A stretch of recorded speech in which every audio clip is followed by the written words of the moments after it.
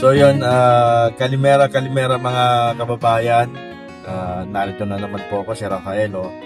Today po papunta ako ng village, no? Sa baryo, at mayroon po tayong gagawin doon. Pero habang nasa daan tayo, meron po muna ako yung gustong ibahagi sa inyo. Marahil marami po sa inyo ang nagtataka, lalong-lalo na po doon sa mga OFW na dumating na rito or yung mga nag-a-apply pa lang, no? Kung bakit napakalaki ang binabayar nila or babayaran nila sa pag-a-apply ng pagiging OFW dito sa Greece.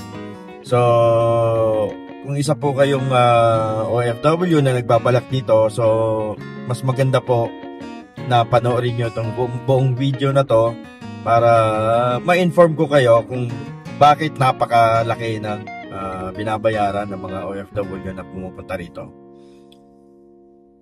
So, unang-una po dyan, ito pong mga placement agency dito sa Greece, malaki po yung talagang inaano nila, kinukuha nila, no? So merong kumukuha ng 2,000 hanggang 3,500 para dito lang yon sa agency sa Greece, bukod pa yung mga gastusin dyan sa Pilipinas. So yun po ang masakit, no?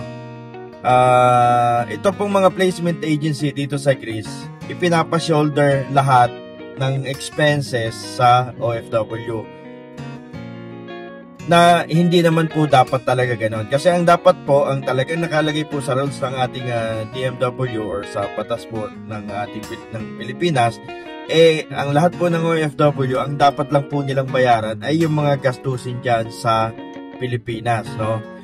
So, kung kayo mag-a-apply at mayroong mga agency dyan sa Pilipinas na sinasabi na mahigit 300,000 or 400,000 ang inyong gagastusin, mali po yun.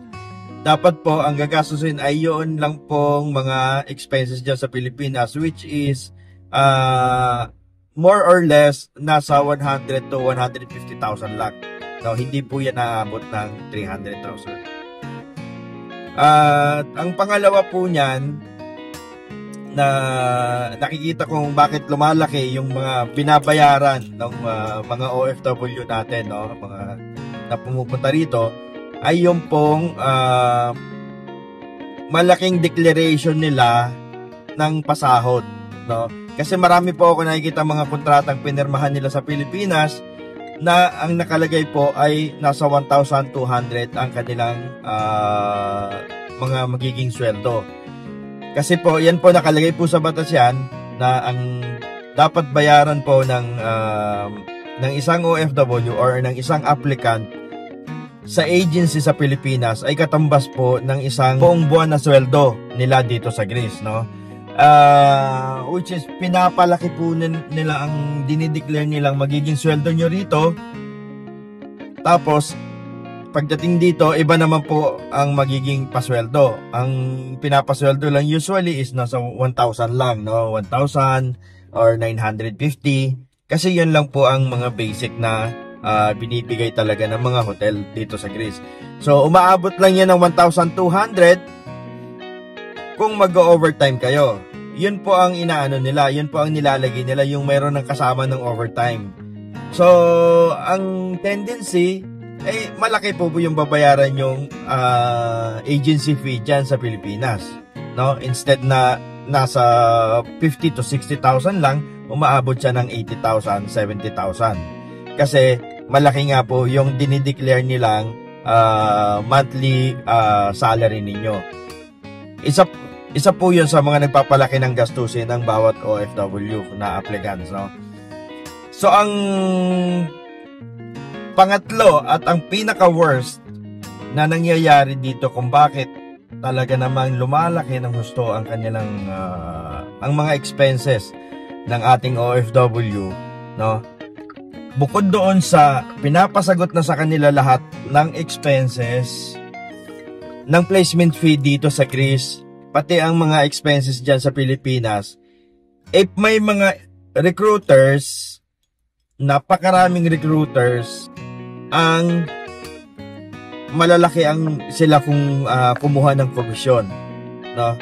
Hindi po komisyon sila, paano ba natin tatawagan yun? Hindi naman kasi ang komisyon kasi by percentage yan eh. Ang agency mismo ang mga parang sila na ang nagpapatong, kung sila na ang nagbibigay ng price kung ano ang gusto nilang kunin sa inyo, no? Sometimes hindi alam ito ng agency na kinukunan kayo ng pera ng inyong recruiter.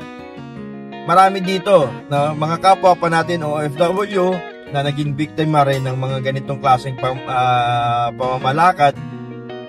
So para makabawi sila, nagre-recruit na rin sila ng mga ibang Pilipino na merong mga pera, na merong kakayanang magbayad.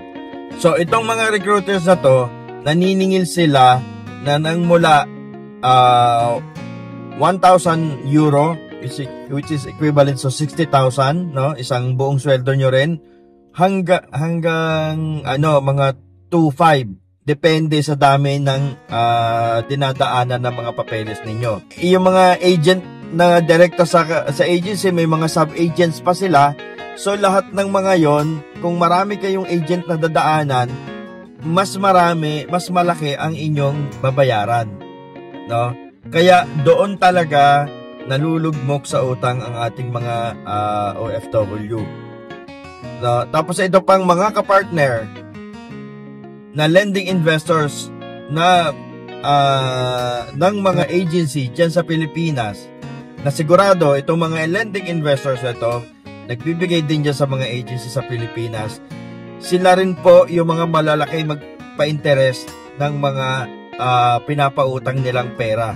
Kaya pinapayuhan ko po kayo, mga kababayan kong magiging OFW or mga OFW na gustong pumunta rito sa wag po kayong kumagat sa mga ganitong klaseng modus. Maigi pa na mag-apply kayo sa ibang European countries, napakaraming European countries na maaari nyong mapuntahan na mas maliit ang bayaran kaysa sa pumunta kayo rito tapos mahihirapan lang kayong bawiin inyong ginastos. So yun, muli ko pong pinapalalahanan yung ating mga kababayan na sana ay maging matalino na po kayo. Huwag na po kayo magpadalos-dalos sa inyong mga desisyon. Pag-isipan nyo pong mabuti yung mga expenses na dapat ninyong bayaran, kung tama po ba to, kung worth it po ba itong gagawin ninyo, no?